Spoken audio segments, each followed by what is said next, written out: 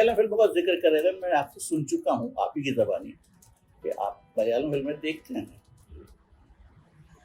सिर्फ रिकॉर्ड के लिए पूछ रहा हूँ कि ऐसे ही नहीं कह रहे हैं आप, आपने देखी हैं वो फिल्में, मलयालम हो या फिर कन्नड़ा हो। अब हमारी जो आपकी सबसे पसंदीदा फिल्म है वो है जाने भी दो यारो, उसकी कुछ याद आखिर जानो भी दो यारो फिल्म इंस्टीट्यूट से निकले हुए या ड्रामा स्कूल से निकले हुए एक पागलों का जमघट इकट्ठा किया कुंदन शाह ने कि मैं और कुंदन एक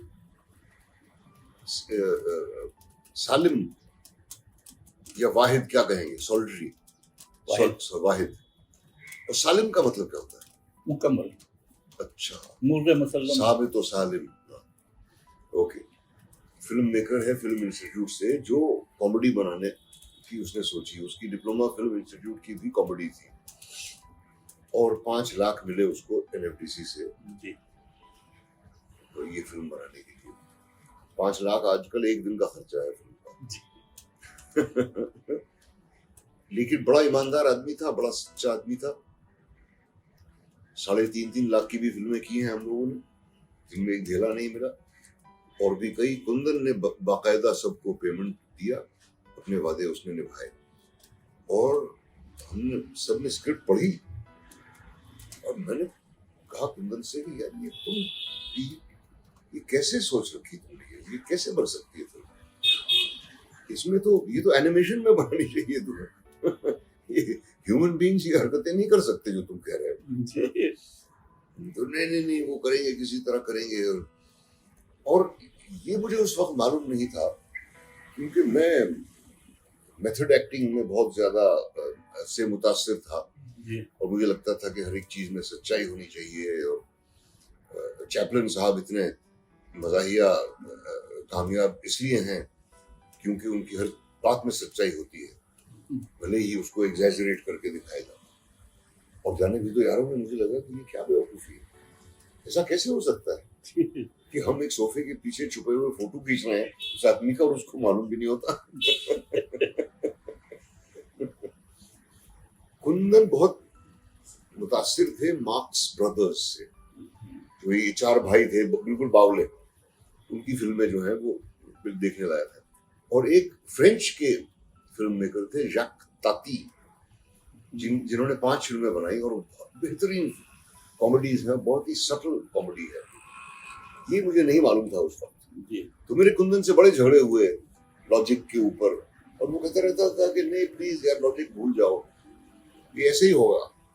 अब महाभारत में कौन सा लॉजिक है, या कहीं भी 2 आदमी एक ही कमरे के अंदर टेलीफोन पे बात कर रहे हैं एक दूसरे से, ये कहाँ का लॉजिक है? फॉरगेट द लॉजिक यार, forget the logic, I don't want the logic.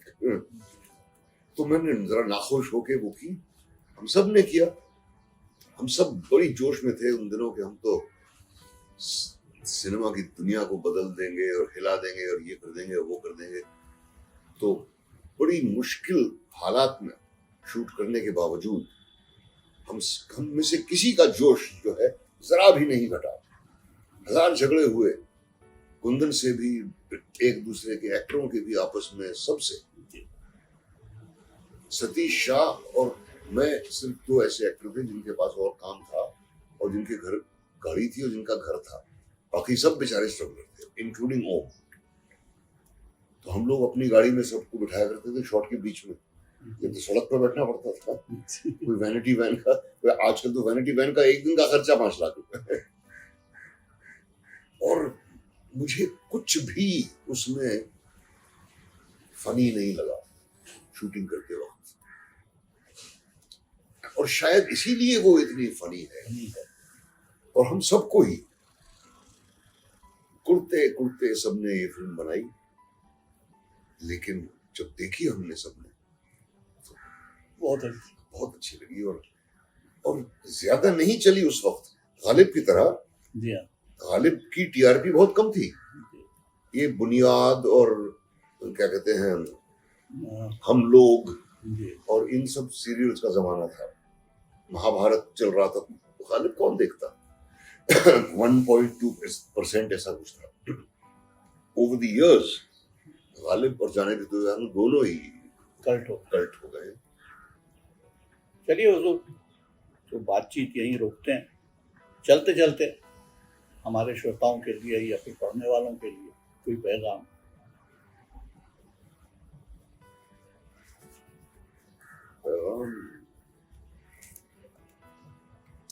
जो आपके बस में है उतना ही करने की कोशिश कीजिए, बस इतना कह सकता हूँ। अक्सर नौजवान एक्टर मुझसे पूछते हैं कि सर हमें क्या रियाज करना चाहिए। एक डांसर को तो मालूम होता है, एक सिंगर को मालूम होता है, एक फाइटर को, किसी को भी, स्कल्प्टर को, कुछ कुछ उसूल होते हैं जिन पे चलने से आप सीख जाते हैं धीरे धीरे। एक्टर को क्या करना चाहिए? तो मैं उनसे कहता हूँ कि तुम्हारा अपना करियर बनाना तो तुम्हारे हाथ में है नहीं, क्योंकि बड़े बड़े एक्टरों के बेटे अपना करियर नहीं बना सके। दो चीजें हैं जो तुम्हारे बस में है, एक तो तुम्हारी आवाज और दूसरा तुम्हारा जिस्म। इन दोनों को ट्रेन करो, और कुछ नहीं कर सकते तुम। बड़े ढोल ढंडोरे के साथ जो एक्टर लॉन्च हुए वो कहीं के नहीं रहे, ऐसा भी हुआ है। और बड़ी मुश्किलों के साथ जिन लोगों ने शुरू किया वो कामयाब हुए।